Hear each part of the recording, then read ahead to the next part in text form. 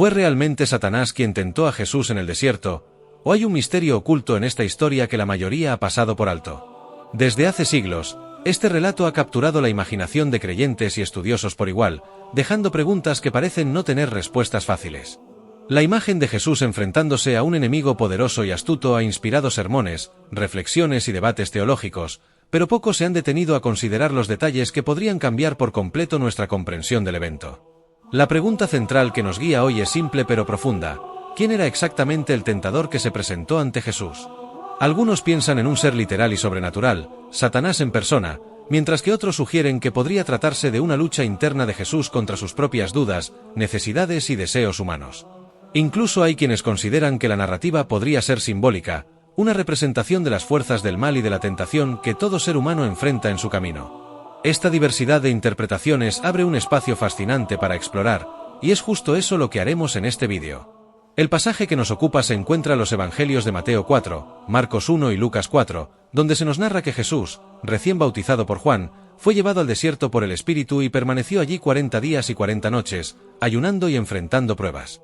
Este momento es crucial, no solo porque marca el inicio del ministerio público de Jesús, sino porque revela cómo el Hijo de Dios enfrenta la adversidad y el engaño, estableciendo un ejemplo de resistencia espiritual que aún hoy puede guiarnos.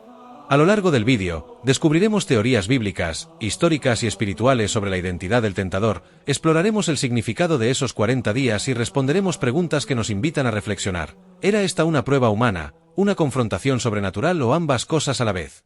¿Y qué enseñanza profunda nos deja esta experiencia para nuestra vida diaria? Prepárate, porque el misterio que rodea al desierto y a su visitante está a punto de desplegarse ante tus ojos. El escenario donde ocurre la tentación de Jesús no es un detalle secundario, sino un elemento cargado de simbolismo y poder narrativo. El desierto de Judea es un lugar árido, áspero y hostil, donde el sol golpea sin piedad durante el día y el frío cala en la noche. No hay sombra ni agua en abundancia, y la soledad se convierte en un compañero constante. Quienes lo han recorrido describen un paisaje de colinas rocosas, valles secos y caminos que parecen interminables.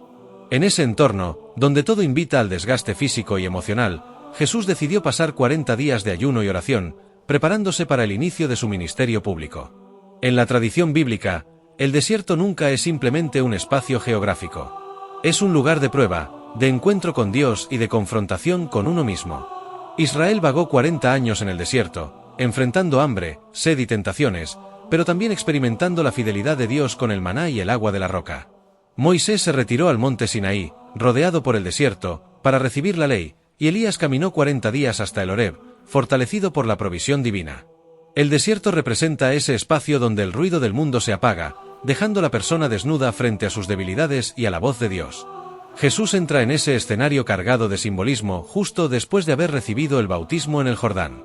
Allí, delante de la multitud, el cielo se abrió, el Espíritu descendió en forma de paloma, y una voz declaró: «Este es mi Hijo amado, en quien tengo complacencia». Parecería el momento perfecto para iniciar su ministerio con poder y respaldo divino. Sin embargo, en lugar de ir directamente a predicar o sanar, el Espíritu mismo lo conduce al desierto.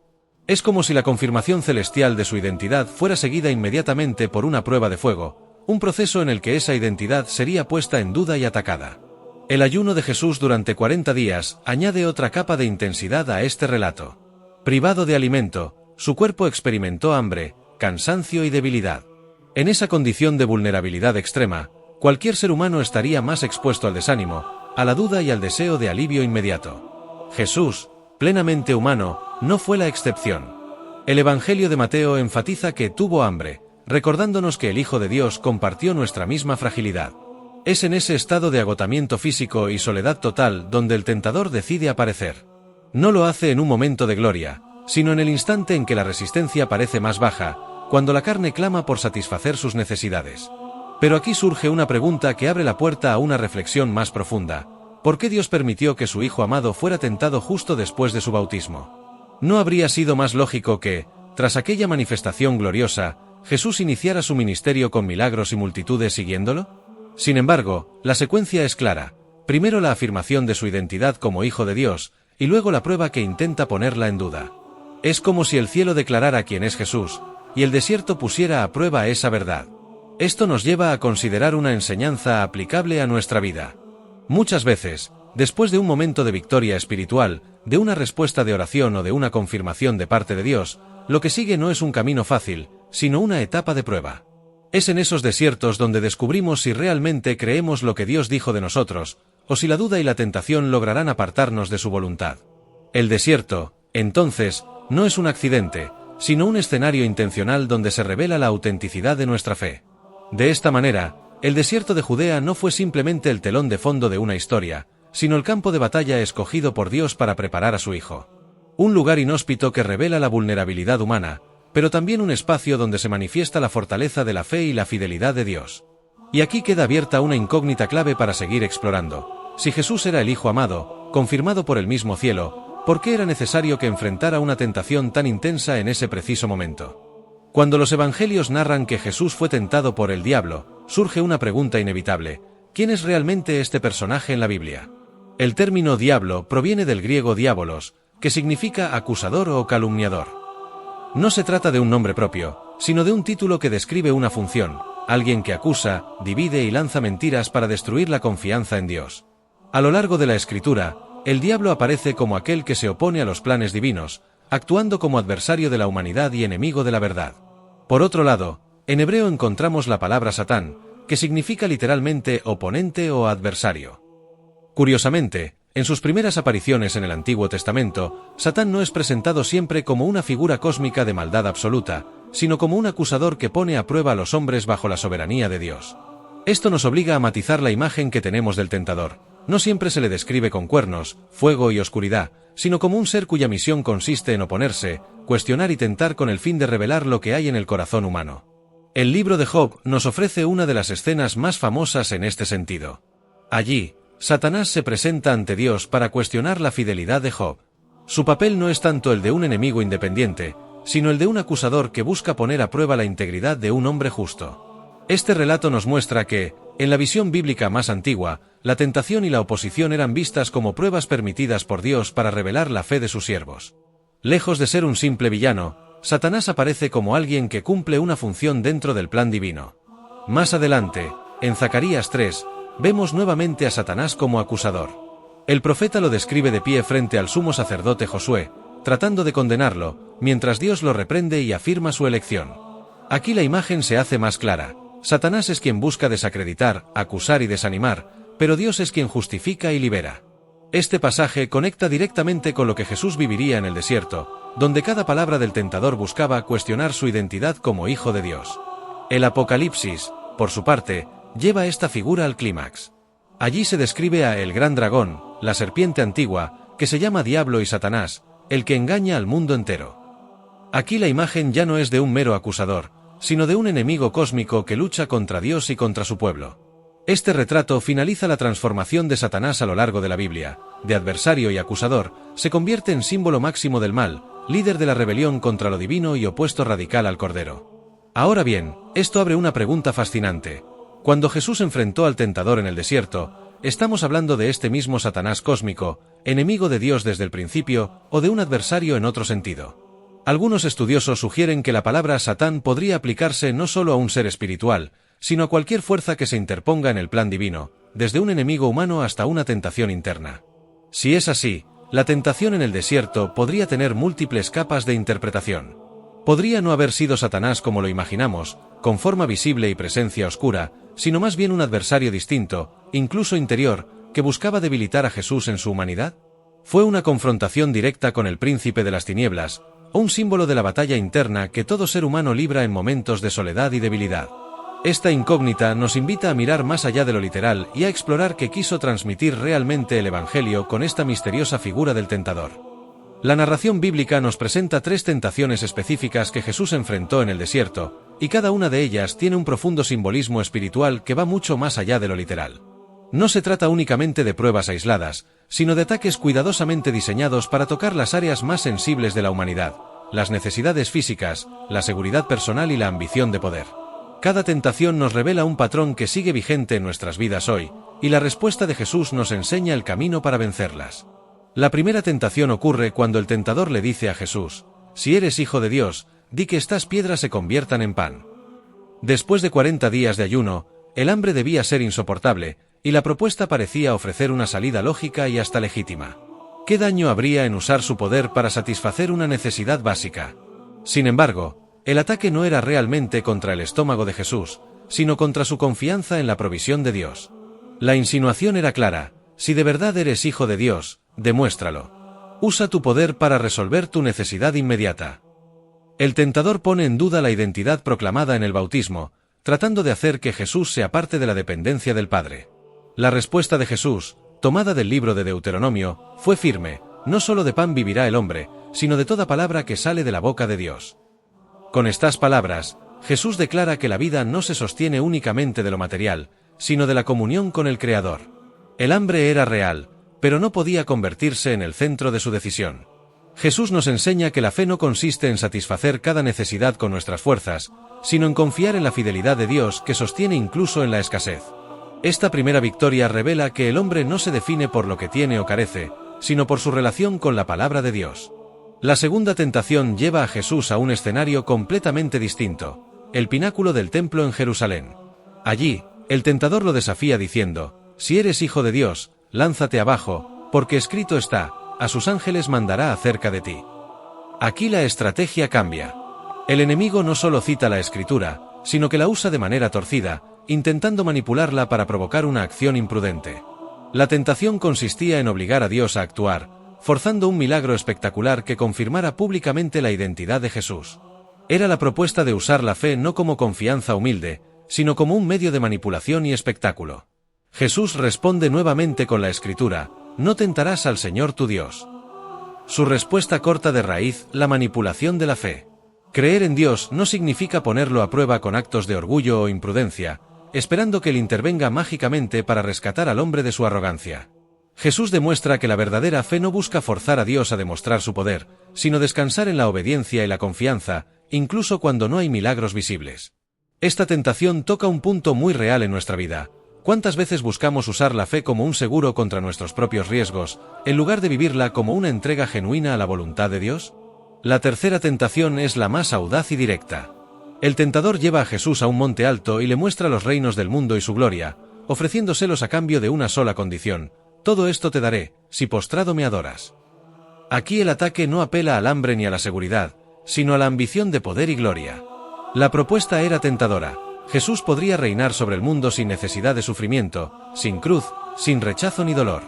Un atajo directo al dominio universal, pero con un precio incalculable: rendir adoración al adversario y romper la fidelidad al Padre. La respuesta de Jesús es contundente y definitiva: al Señor tu Dios adorarás, y solo a Él servirás. Con estas palabras, Jesús no solo rechaza la oferta, sino que reafirma la esencia de su misión. Su reinado no se obtendría a través de pactos con el mal, sino a través de la obediencia y el sacrificio. Esta tercera tentación nos recuerda que el poder y la gloria pueden ser trampas mortales si nos llevan a apartar nuestra adoración del único que la merece. La verdadera grandeza no se mide por el dominio sobre otros, sino por la fidelidad al propósito divino. Cada una de estas respuestas nos revela algo esencial. Jesús no se defendió con argumentos humanos, fuerza de voluntad o razonamientos filosóficos. Su arma fue siempre la palabra de Dios, citada en el momento preciso para contrarrestar la mentira. Esto nos enseña que la tentación no se vence negociando con el enemigo, sino proclamando la verdad de la Escritura y permaneciendo firmes en ella. La victoria de Jesús no solo fue suya, sino que abrió un modelo para cada uno de nosotros. La tentación es real, pero también lo es el poder de la palabra que nos fortalece en medio de ella. ¿Por qué precisamente estas tres tentaciones y no otras? ¿Por qué no tentarlo con riquezas, con placer o con odio? La clave está en que estas tres pruebas representan la raíz de todas las demás tentaciones. La primera toca las necesidades básicas y el deseo de satisfacer la carne. La segunda apunta al orgullo espiritual, al deseo de manipular la fe y buscar reconocimiento. Y la tercera se centra en la ambición de poder y gloria, la sed de dominio que ha destruido a la humanidad desde sus orígenes. En otras palabras, en esas tres escenas se concentra todo el abanico de pruebas que enfrentamos los seres humanos. Al vencer en cada una de ellas, Jesús no solo resistió por sí mismo, sino que trazó un camino para nosotros. Mostró que es posible vivir en obediencia en medio de la necesidad, mantener la fe sin manipularla para nuestro beneficio y rechazar la gloria fácil cuando compromete la fidelidad a Dios. Estas tres victorias son, en realidad, la base de toda su vida y ministerio. Y para nosotros, son la clave para entender cómo enfrentar los desiertos personales en los que la tentación se presenta con diferentes disfraces. De esta manera, las 3 tentaciones no son simples episodios anecdóticos en la vida de Jesús, sino un mapa espiritual que revela cómo el enemigo ataca y cómo Dios nos equipa para resistir. Cada respuesta de Jesús no solo resolvió un instante en el desierto, sino que nos dejó un modelo eterno para discernir la verdad y permanecer firmes en nuestra fe. Y aquí nos queda abierta una incógnita que seguiremos explorando. Si Jesús venció al tentador con estas 3 respuestas, ¿qué revela esto sobre nuestra capacidad, como creyentes, de enfrentar al mal en nuestra vida cotidiana? Existen varias teorías sobre la identidad del tentador en el desierto, y cada una de ellas ha generado intensos debates a lo largo de los siglos. Comprender estas perspectivas no solo enriquece nuestra visión de la historia, sino que también nos invita a reflexionar sobre la naturaleza misma del mal y cómo éste se manifiesta en la experiencia humana y en la obra de Dios. La primera teoría sostiene que el tentador fue Satanás literal, personificado, una entidad espiritual real que se presentó ante Jesús en aquel desierto árido. Según esta postura, el relato de los Evangelios describe un enfrentamiento directo entre el Hijo de Dios y el príncipe de las tinieblas. No fue una ilusión ni una metáfora, sino un evento tangible en el que Satanás buscó desviar a Jesús de su misión redentora. La lógica detrás de esta interpretación es clara. Si Jesús vino a deshacer las obras del diablo, como afirma la Escritura, entonces tenía que enfrentarse personalmente con él desde el inicio de su ministerio. Para quienes sostienen esta visión, la tentación no fue simbólica, sino un combate espiritual real en el que el Mesías demostró su autoridad sobre el adversario eterno. La segunda teoría propone que la tentación fue más bien una visión o una experiencia interna de Jesús. En este sentido, no hubo un ser externo que se le apareciera, sino que el relato refleja una intensa lucha interior. Jesús, como verdadero hombre, compartía nuestra naturaleza y podía experimentar pensamientos y deseos humanos. Estar en ayuno por 40 días lo colocó en un estado de vulnerabilidad, y en ese marco surgieron dentro de sí las tentaciones más profundas: el deseo de saciar el hambre, la ambición de poder y la posibilidad de poner a prueba a Dios. Quienes defienden esta teoría argumentan que la victoria de Cristo fue sobre su propia humanidad y sobre los impulsos que cualquier persona habría enfrentado en semejantes circunstancias. Bajo esta interpretación, el relato adquiere un tono profundamente psicológico y espiritual, mostrando a Jesús como un modelo para quienes luchan contra sus propias batallas internas. La tentación, entonces, no sería un encuentro externo con un enemigo visible, sino un reflejo de la guerra invisible que cada ser humano libra en su corazón. Así, la enseñanza principal no está en identificar a un antagonista literal, sino en reconocer cómo se enfrenta la tentación desde la obediencia a la palabra de Dios. La tercera teoría entiende al tentador como una representación simbólica del mal y de la humanidad caída. Aquí, el relato bíblico se interpreta en clave alegórica, donde Satanás no es tanto un individuo sino la personificación de todo aquello que se opone a la voluntad divina. Bajo esta mirada, las pruebas que Jesús experimentó no fueron simples desafíos personales, sino símbolos de las tentaciones universales que toda la humanidad enfrenta: el hambre que representa la necesidad física, el poder que simboliza la ambición desmedida y el orgullo que se esconde en poner a Dios a prueba. Esta lectura resalta que Jesús no solo resistió tentaciones individuales, sino que encarnó la victoria de la humanidad sobre el mal en todas sus dimensiones. Al derrotar al tentador simbólico, Cristo se convirtió en el representante de todos los que alguna vez han cedido ante la debilidad humana. Para quienes aceptan esta postura, lo esencial no es si hubo un ser real presente en el desierto, sino el mensaje universal que enseña: el Hijo de Dios venció lo que la humanidad por sí sola jamás podría vencer. Comparar estas 3 teorías nos lleva a un dilema fascinante. La visión de Satanás como un ser real enfatiza la lucha cósmica entre el bien y el mal. La interpretación de la tentación como una experiencia interna resalta la humanidad de Cristo y su identificación con nuestras luchas. Y la perspectiva simbólica pone el foco en el mensaje universal y redentor del pasaje. Cada una aporta matices valiosos, pero también plantea interrogantes profundos sobre la naturaleza del relato. ¿Cuál de estas teorías se acerca más a la verdad bíblica?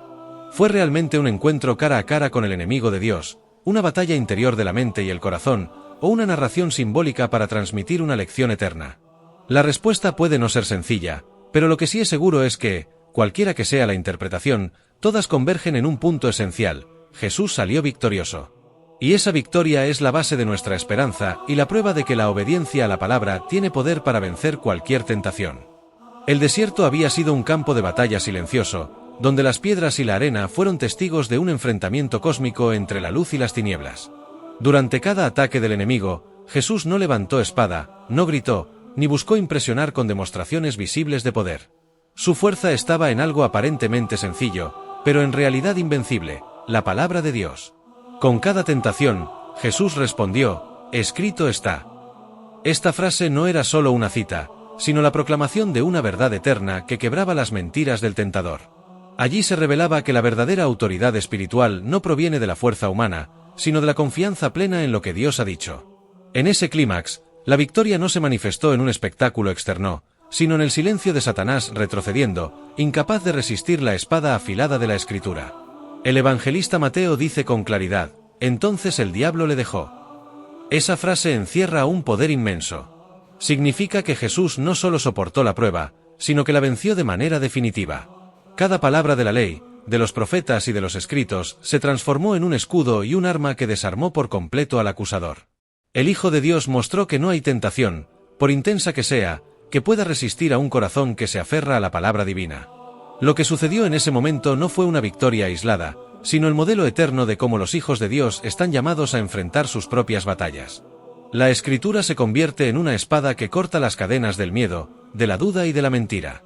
Jesús nos enseñó que no es suficiente conocer la palabra como información, es necesario creerla, declararla y vivirla como una convicción firme que guía cada decisión. El enemigo puede intentar seducirnos con poder, riquezas o gloria pasajera, pero la voz de Dios siempre desenmascara la falsedad. Cada escrito está es una proclamación que nos recuerda que el Creador ya ha trazado el camino de la victoria. El hecho de que Satanás huyera no es solo una anécdota bíblica, sino un testimonio para nuestra vida diaria. Nos muestra que cuando un creyente se aferra a la palabra, el enemigo no puede permanecer. Puede intentar, insistir, presionar, pero tarde o temprano debe retirarse, porque la autoridad de la Escritura es superior a cualquier mentira. Jesús venció en el desierto, y esa victoria es nuestra herencia. Como dice Santiago: resistid al diablo, y huirá de vosotros. Este no es un consejo abstracto, sino la certeza de que la obediencia y la fe en la palabra de Dios nos hacen invencibles en medio de la tentación. La gran revelación de este clímax es que la tentación no se vence con fuerza de voluntad ni con estrategias humanas, sino con el poder eterno de la palabra. Jesús nos dejó el mapa de batalla: responder con Escritura, creer en la verdad revelada y permanecer firmes en la fe. Así como el enemigo no pudo resistir frente al Hijo de Dios, tampoco podrá derrotar a quienes caminan bajo la autoridad de Cristo.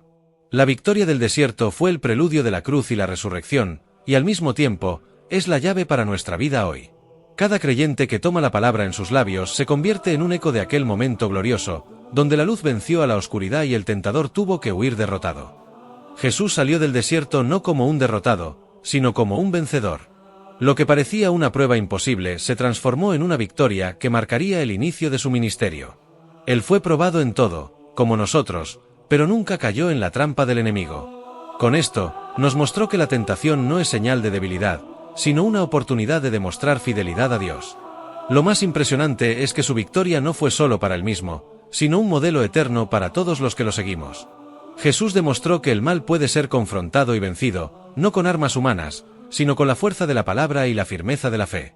Si recordamos la pregunta inicial, ¿quién fue realmente el que tentó a Jesús?, la respuesta se ilumina con más claridad.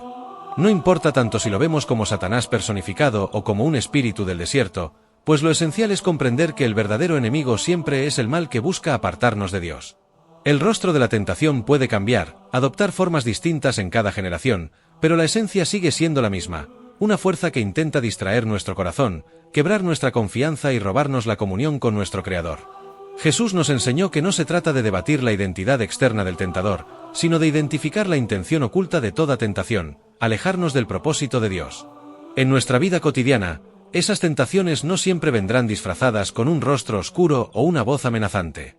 Muchas veces se presentarán como pensamientos de duda, como oportunidades que parecen inocentes, o como deseos que seducen suavemente el corazón. Pero ahí mismo entra en juego la lección más poderosa que nos dejó el desierto: la tentación se vence con la palabra. Cuando Jesús fue confrontado, no respondió con emociones ni con argumentos humanos. Su defensa fue: escrito está. Con cada ataque, levantó la verdad de Dios como escudo y espada. Y hoy, esa misma palabra está en nuestras manos, esperando ser proclamada en los momentos de lucha. Pero la palabra no es suficiente si no hay oración que mantenga nuestro espíritu despierto. Jesús no enfrentó esas pruebas desde una vida superficial, sino desde un corazón lleno de comunión con el Padre. El ayuno y la oración lo habían preparado para resistir. Nosotros, en cambio, muchas veces queremos vencer batallas espirituales sin haber cultivado ese mismo fuego en secreto. La enseñanza es clara: si queremos triunfar sobre el mal, debemos aprender a buscar la presencia de Dios antes de que llegue la tormenta. Una vida de oración no solo fortalece el alma, sino que también afina nuestros oídos para discernir cuando una voz o un deseo viene de Dios y cuando proviene del enemigo. La fe, finalmente, es el tercer pilar que sostiene esta victoria. Porque aunque la tentación grite con fuerza y prometa satisfacción inmediata, la fe nos recuerda que las promesas de Dios son más grandes y eternas. Jesús confió en que el Padre supliría todo lo que necesitaba y no cedió a la desesperación del momento. Del mismo modo, nosotros podemos resistir si recordamos que cada renuncia por amor a Dios trae consigo una recompensa mucho más gloriosa. La fe no es un sentimiento pasajero, es la convicción profunda de que obedecer a Dios siempre vale la pena, aunque la tentación prometa lo contrario. Al comprender esto, el espectador no solo recibe la respuesta a la pregunta sobre la identidad del tentador, sino que descubre algo aún más valioso: un mapa espiritual para su propia vida. Jesús no venció para demostrar un poder inalcanzable, sino para mostrarnos que nosotros también podemos vencer. Su victoria es nuestra guía, y su ejemplo es nuestra fortaleza. Cada vez que enfrentamos una tentación, tenemos la oportunidad de recordar sus palabras, de aferrarnos a la oración y de caminar en fe. Así, la gran recompensa de este viaje no es solo un conocimiento intelectual sobre quien tentó a Jesús en el desierto, sino una revelación práctica que transforma la manera en que enfrentamos nuestras propias luchas. Ahora entendemos que el enemigo real no es una figura lejana, sino el mal que nos quiere apartar del amor de Dios. Y también sabemos que no estamos indefensos, porque Jesús nos dejó las armas de la palabra, la oración y la fe. Ese es el cierre glorioso de esta historia. No importa cuán fuerte sea la tentación, la victoria ya fue conquistada en el desierto, y nosotros podemos caminar en esa misma victoria cada día de nuestra vida.